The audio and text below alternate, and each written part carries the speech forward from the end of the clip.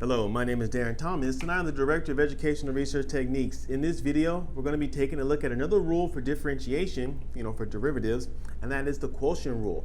So let's go ahead and get started. Now, the quotient rule is kind of the product rule with an opposite with a little bit of a catch. And so we're just going to go ahead and explain this and do an example and try to make things clear. So let's say we have j of x equals f of x over g of x. And so if we want, and so if we want to find, well, what is the derivative of j of x? It's going to look something along these lines when we're trying to do this. And the rules the process is as follows. First of all, you're going to have a fraction again, of course. But here's where things get a little tricky. You take the derivative of f of x, all right, and then you multiply it by g of x, so you don't change it at all. Minus this from the derivative of g of x multiplied by f of x with no changes to it. And then all this goes over g of x, and g of x, of course, is going to be squared. That's what's happening. So this seems strange. There is a proof to this, but it's kind of esoteric and complicated and hard to understand.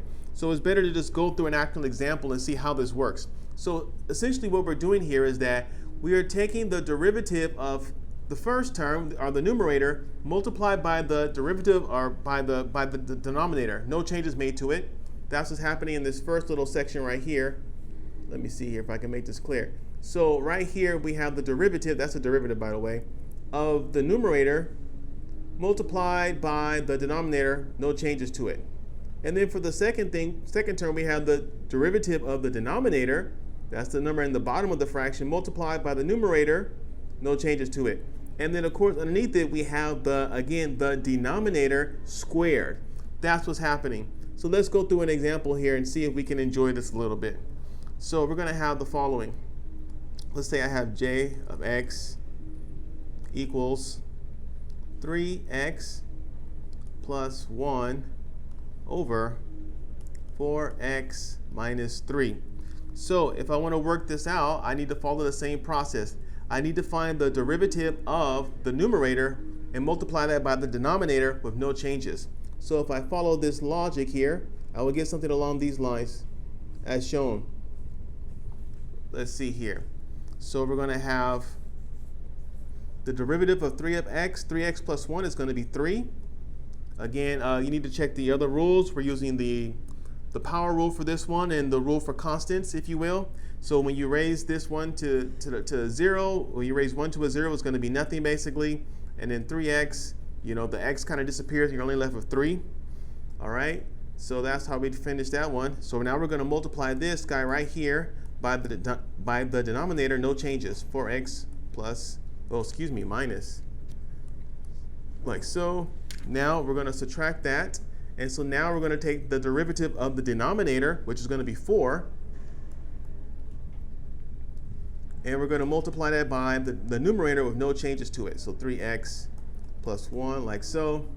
And then all we're going to do is put all this over the denominator squared. So that's going to be 4x minus 3 squared, like that.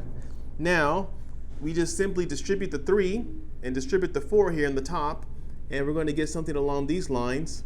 So 3 times 4x is going to give me 12x, and then 3 times negative 3 is going to give me minus 9, and then I continue this, minus 4 times 3 is going to be minus 4 times 3x is going to be minus 12x. So I already got that there. And then minus 4 times that is going to be plus 4. Excuse me. Oh, this should be a minus sign. Oh, no, that's correct. So let's see here. That's going to be minus 4. Yeah, that's correct. Minus 4. Okay, there we go. And then the bottom number is still going to be 4x minus 3.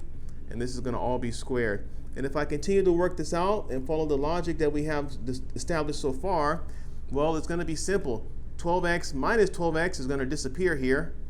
And then minus 9 minus 4 is going to be minus 13. So we'll put a 13 out here in the front like so. And then in the bottom, it's still going to be the same.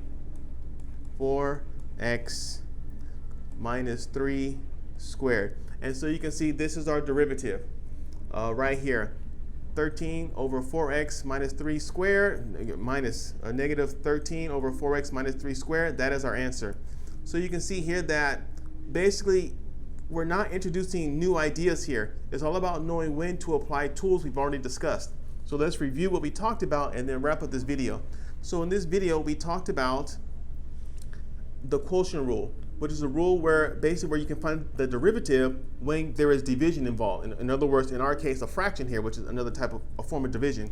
And so simply, if you look here at the top right here, you take the derivative of the numerator multiplied by the denominator with no changes, and you subtract that from the derivative of the denominator and multiply that by the numerator, no changes, and then in the denominator of your derivative here, you have the denominator of the original guy over here, the original terms over here, the original function, and you square that.